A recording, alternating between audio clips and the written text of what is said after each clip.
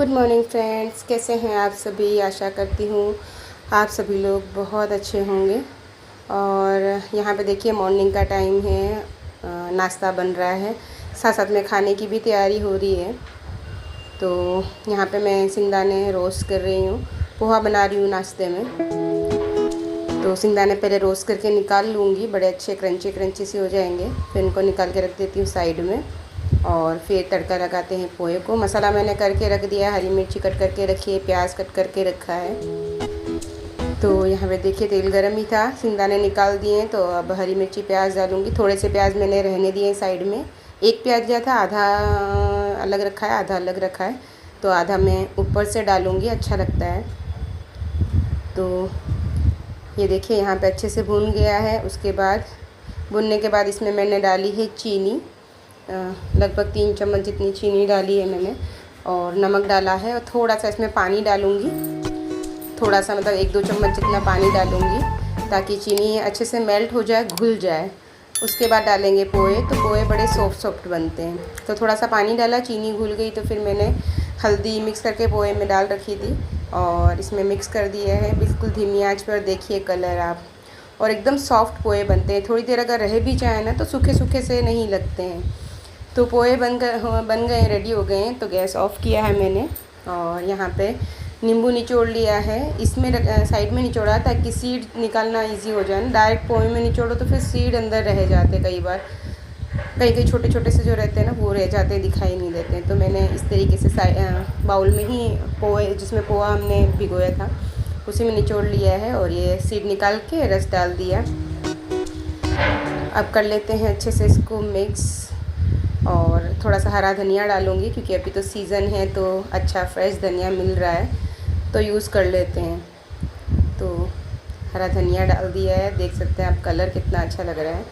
पोहा का टेस्ट भी बहुत अच्छे बनते हैं। तो मिक्स कर लिया है। सिंगदाने मैंने साइड में रखे हैं, डिश में ऊपर ही डालूँगी क्योंकि हस्बैंड के दांतों में थोड़ा दर्द रहता है तो फिर वो नहीं खा पाएंगे, इसीलिए जो खाएगा उसके लिए ऊपर से डिश में ही डालूँगी मैं।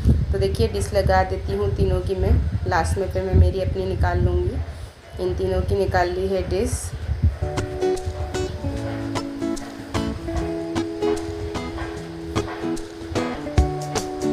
और अब थोड़े थोड़े मूंगफली के दाने डाल रही हूँ। और उनके भी हस्बैंड के भी डिश में डाला था लेकिन उन्होंने फिर से निकाल ही लिया था, मुझे लगा शायद खा लें तो साइड में ही रखा था मैंने। तो नाश्ता वगैरह करने के बाद साथ में मैंने कुकर भी चढ़ा दिया था बॉईल होने के लिए आलू। तो मसाला मैंने रेडी किया है, रेसिपी नहीं शेयर की है क्योंकि पहले भी कर चुकी हूँ। तो फिर पता नहीं आपको पसंद आती भी है या नहीं, आप कोई रेस्पॉन्स ही नहीं देते हैं और ना ही सब्सक्राइब करते हैं, लाइक करते हैं, कोई रेस्पॉन्स ही नहीं देते हैं। तो फिर इसीलिए मैंने नहीं किया है। तो यहाँ पे मैं फ्रेंकी की तरह बना रही हूँ मान्या के लिए फर्स्ट दो, क्योंकि उसको नॉर्मल जो पराठा बनाते हैं वो नहीं समझ में आता, इस तरीके का ही पसंद आता है। तो यहाँ पे मैंने हल्की सी रोटी सेकी है और थोड़ी ये ज़्यादा सेक गई थी और कम सेकी जाती है, पर फर्स्ट थी तो ज़्यादा सेक गई, मैंने दूसरी बेली तब तक। तो कोई नहीं, इस तरीके से लगाया। अब यहाँ पे मैं लगा रही हूँ मसाला। तो थोड़ा थोड़ा करके मसाला इस तरीके से लंबा लंबा सा लगा के फिर रोटी को फोल्ड कर दूँगी और फिर कट करके और फिर इसको दूँगी। वो उसको खाने में ईजी रहता है। पराठा वो तोड़ती है तो फिर उसको जमता नहीं है, इसलिए उसके लिए फिर मैं 2 इस तरीके से बना दूँगी। तो ये देखिए बहुत ही अच्छे से चिपक जाता है। ये रोटी तो वैसे कुछ ज़्यादा सिक गई थी इसीलिए, पर क्रंची थी। देखिए कलर देख सकते हैं आप, बहुत ही क्रंची सी हो गई थी, अच्छी सी, देख सकते हैं एकदम से चिपक गया है।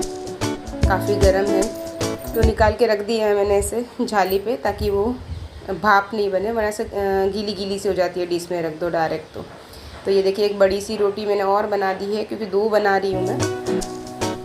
तो अब वाली को मैं बिल्कुल हल्का सा ही सेकूँगी। गैस मैंने एकदम से स्लो करके रखा है, देख सकते हैं इस तरीके से। स्लो करने से थोड़ी सॉफ्ट सी बनती है। तो एक मैंने क्रंची सी बना दी, एक सॉफ्ट बना रही हूँ। इस तरीके से मसाला लिया है और मसाला मैंने आलू मेथी का बनाया है। इसमें आप ग्रीन कलर दे सकते हैं। तो मैंने मेथी मिक्स की थी अंदर, बिल्कुल बारीक काट करके। तो मतलब आलू मेथी का पराठा बोल सकते हैं आप।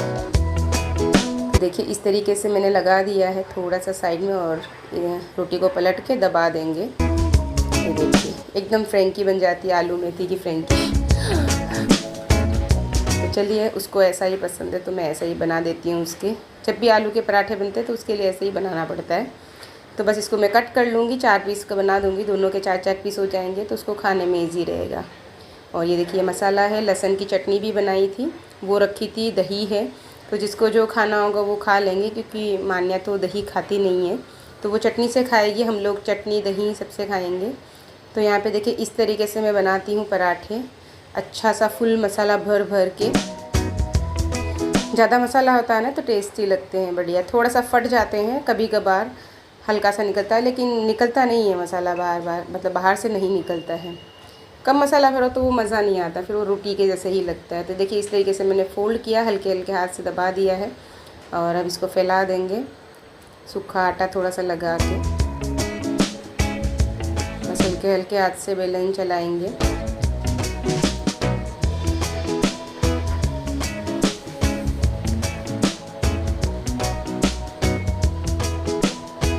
तो आलू के पराठे वगैरह ये तो गरम गरम खाने में मज़ा आता है, इसलिए मैं देखती हूँ जब भी छुट्टी का दिन रहता है ना, तभी मैं ये ट्राई करती हूँ, बनाती हूँ कि सब साथ में हो तो खा लेंगे गरम गरम।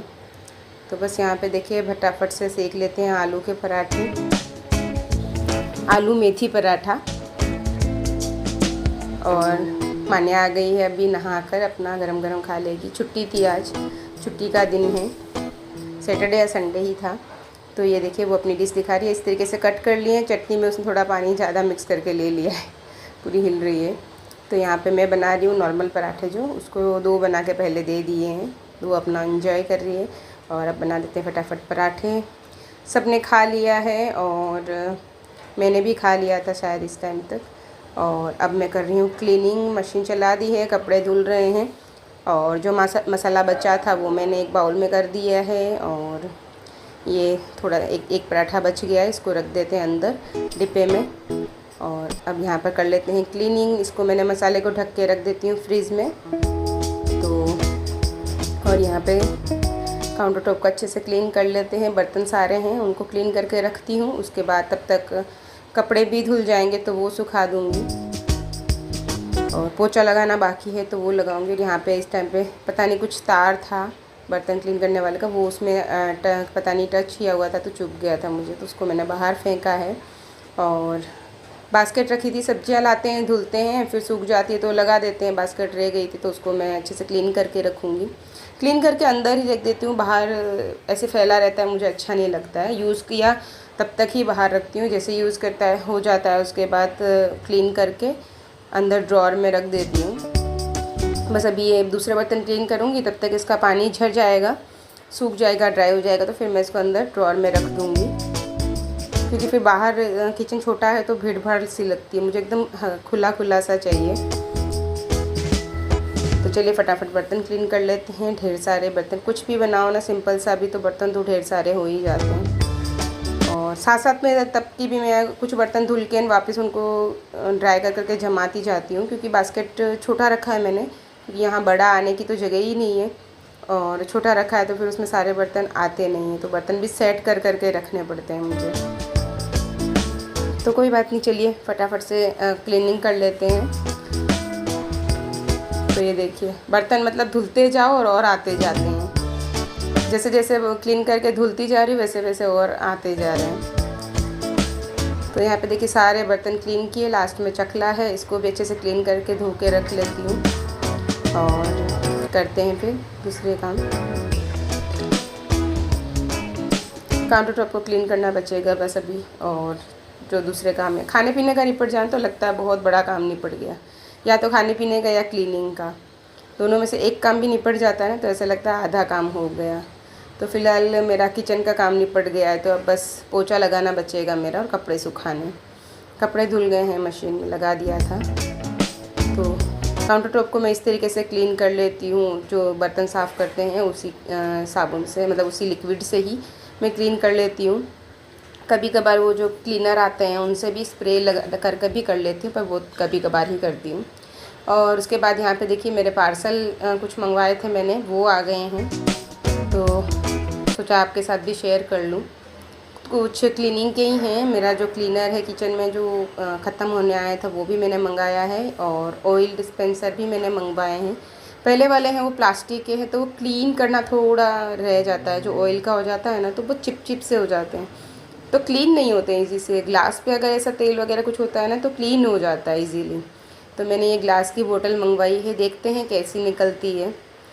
क्वालिटी तो अच्छी थी, प्राइस के हिसाब से बहुत अच्छी थी क्वालिटी, पर अब यूज़ करते हैं, देखते हैं लीक तो नहीं होता है। तो देखिए इस तरीके की बोतल थी, तो मैंने रख दी है चेक करके, क्योंकि चेक करना ज़रूरी है, कहीं डिफेक्ट तो नहीं है, इसीलिए।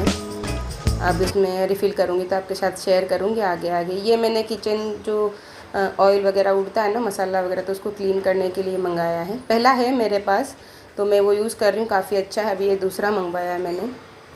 और ये एक मैंने मंगवाया है जो चांदी पीतल और इसके बर्तन रहते हैं ना, वो क्लीन करने के लिए, तो इसके साथ एक हुक फ्री आया था और मैंने इसको यूज़ भी किया, अच्छा है इसका रिजल्ट। मैंने तांबे का जो घड़ा था उसको क्लीन किया, बहुत अच्छा है। और एक ये मैंने साड़ी मंगवाई है, तो हम लोग जा रहे हैं कुंभ, महाकुंभ में प्रयागराज, तो वहाँ पे मैंने 2 साड़ियाँ मंगवाई है, एक गंगा मैया को वहाँ उड़ाने के लिए, किसी को देने के लिए। तो देखिए साड़ी बहुत अच्छी आई थी, बहुत ही अच्छी साड़ी है, क्वालिटी एकदम, कपड़ा बिल्कुल सॉफ्ट था।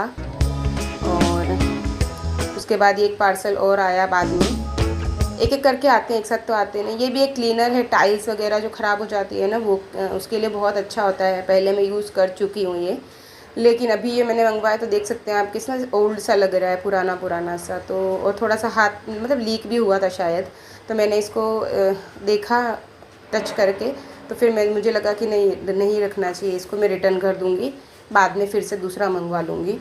तो मैंने वापस फिर से इसको ऐसे ही